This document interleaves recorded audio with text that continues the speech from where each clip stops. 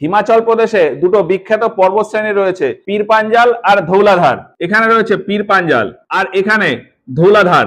এই দুই পর্বতের মাঝখানে এখানে রয়েছে কুলু মানালি বা কুলু ভ্যালি বা স্পিটি ভ্যালি। এখানে নিচে হরিয়ানাতে একটা জায়গা রয়েছে কালকা।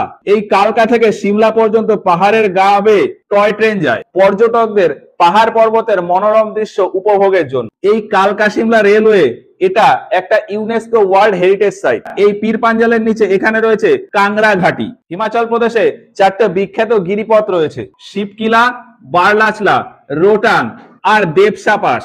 চায়না যেতে গেলে এই শিবকিলা পাস থেকেই যেতে হয়। উপরে লাদাখের যে কোনো জায়গাতে যাওয়ার জন্য এই বারলাচলা পাস হয়েই যেতে হয়। পশ্চিম দিকে পাঞ্জাব বা জম্মু কাশ্মীরের যে কোনো জায়গাতে যেতে হলে এই রোটাং পাস হয়েই যেতে হয়। নিচে এখানে সিমলা বা পার্বতী ভ্যালি থেকে এই কুলু ভ্যালি বা কুলু মানালি যাওয়ার জন্য ব্যবহার হয় দেবসা পাস।